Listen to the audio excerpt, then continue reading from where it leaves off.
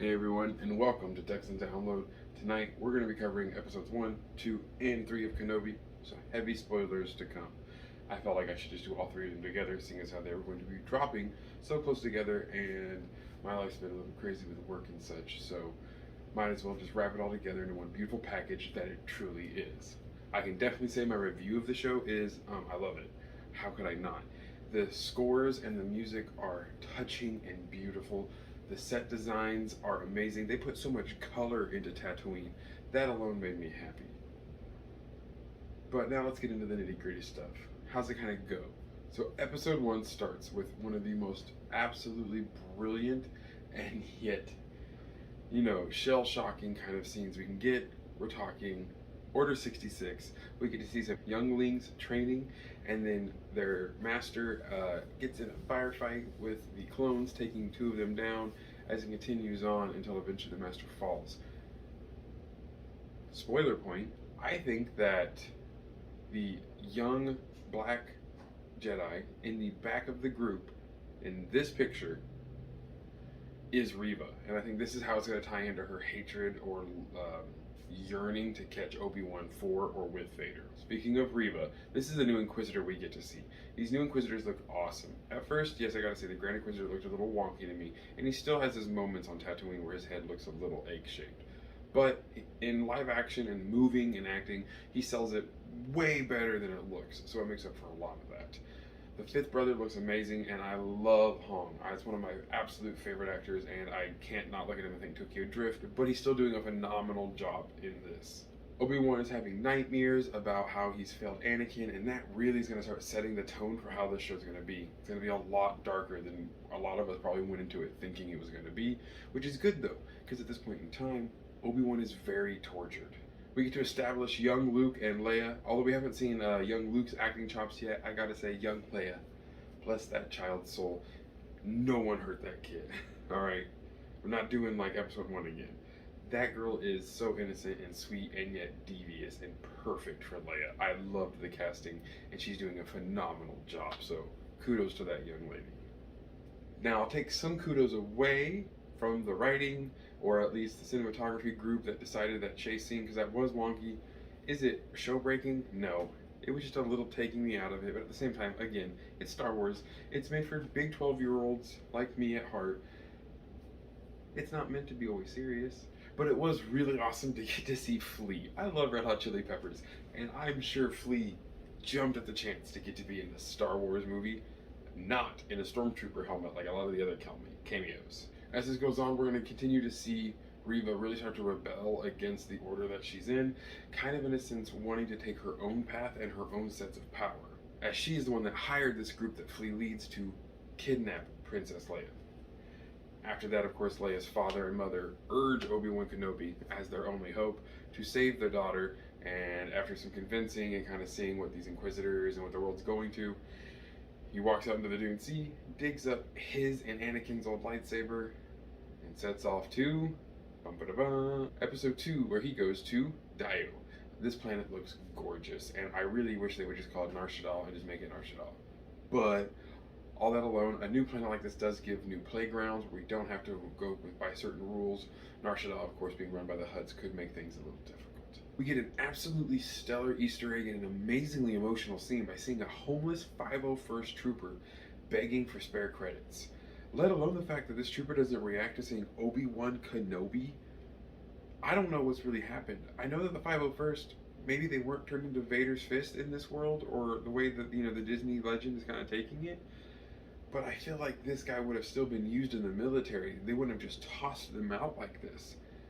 Don't know, maybe this guy's chip malfunctioned or what, but there's definitely a video just on speculations with this 501st trooper alone. We're of course going to see more infighting now as the Grand Inquisitor shows up and realizes what's been going on, that Leia has been kidnapped by Reva, and more of this infighting. I wouldn't say it gets tiresome, but it really goes to show how even the rule of 2 isn't going to be useful if you don't have just those 2. The second you brought those Inquisitors in, I don't care how many of you want to argue with me that they're not Sith because they don't use the dark side, and I agree with Darth Chaco on his subject of how the Inquisitors aren't Sith. I do. They don't follow the same doctrine, they don't follow the same teachings. But when you just start throwing dark side powers and users around, they're going to covet those Sith Lord titles, and they're going to covet those positions, just like the Inquisitors are doing, constantly trying to harm each other to get to those positions and be Vader's lapdog, to then kill Vader and become Emperor Palpatine's lapdog. It is the way of the dark side to breed conflict. Darth Malgus knew that. The really awesome comedic relief into this one was Kumail's scene as Haja the Jedi. Absolutely love this character. It was a lot of fun, and it was a really fun scene. Especially getting to see, I never thought I'd see Ewan McGregor and Kumail in the scene together like this. That was awesome. As things are wrapping up in the second episode, though, this is when Reva, chasing down Obi-Wan, is going to actually inform him something he didn't know yet, apparently, which is a really fun thing to get to see, and a very powerful moment. Anakin is alive. The look on his face, Ewan did a great job of acting in this one. Loved it. Through all that emotion, though, we get something even crazier. As the Grand Inquisitor swoops in to try and take Kenobi for himself, Reva doesn't allow this, and just stabs the dude straight in the chest. Crazy. Is he dead? I don't think so. Utapauans have two stomachs, but let alone the fact that with Bacta and things like that, if Vader can survive what happened to him, I think the Grand Inquisitor is going to survive this. And this is really going to create some crazy infighting, which is going to probably all come to a head with Reva getting kicked out. In the end, speculation, Reva needs saved by Kenobi. Kenobi saves Reva to save himself. Boom. Alright, long story short. But that's kind of the vibe we're getting from this, is that Reva really is rebelling entirely against the Inquisition. A lot of people are speculating that maybe she wants to kill Vader and Obi-Wan. Maybe she's done with all Force users and trying to pull like a Darth Traya. It's hard to tell, but it's awesome, and I'm so here. Moses Ingram is doing such a phenomenal job. I absolutely love Reva's character. Episode 3. What can I say about Episode 3 except for Darth Mother Vader? Oh, so good. The scene where he's getting put together gave me chills. Everything that Hayden has been doing as Vader has been absolutely spine-tingling, and I'm so here for it. Now, though, with Episode 3, though, Obi-Wan and Leia do escape on a space freighter that is automated to a planet, Marbuza, where they hitchhike eventually with a mole personnel and humanoid named Frick, who is, pretty much just the space equivalent of a good old boy. I don't know if the Empire has a rebel flag, but if they do, he waves it, proud and loud.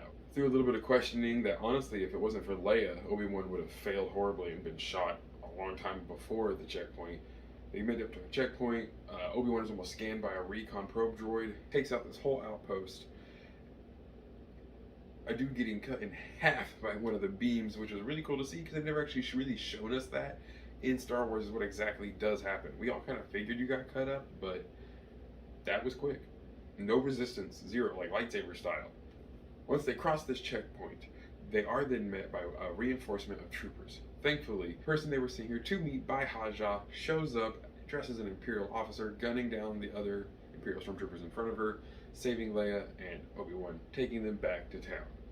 Now, it is in this town that things really get crazy and heat up. We meet a really awesome loader droid, who a lot of people think might be someone in disguise. I know Theory thinks it's Wrecker.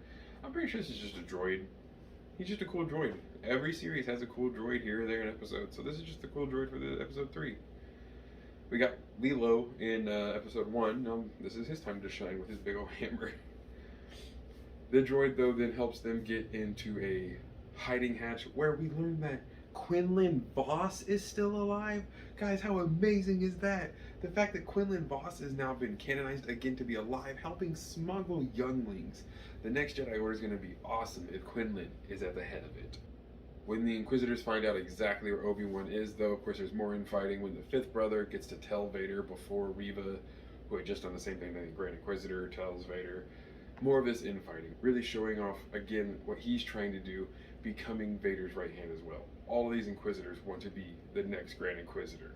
Since none of them's been named that yet, I can tell he's definitely not dead yet, though. Once they finally get to planet side, Vader starts walking through the town, and the second he feels the presence of Obi-Wan, the whole time Obi-Wan watching him, cowering, realizing what Anakin has become, Vader then just starts annihilating people to show his rage and power to Obi-Wan. With that same rage and power, Vader is going to absolutely destroy Obi-Wan in this first encounter. Obi-Wan offers himself up, though, so that Leia can escape with this new Tala caretaker, rebel cell leader. More information I hope to come. Who knows?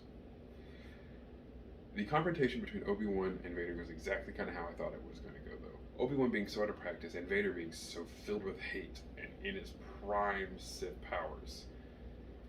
He absolutely punks Obi-Wan, playing with him in lightsaber combat, only one-handed, never ever having to use two hands in this fight, except for maybe to take a stance.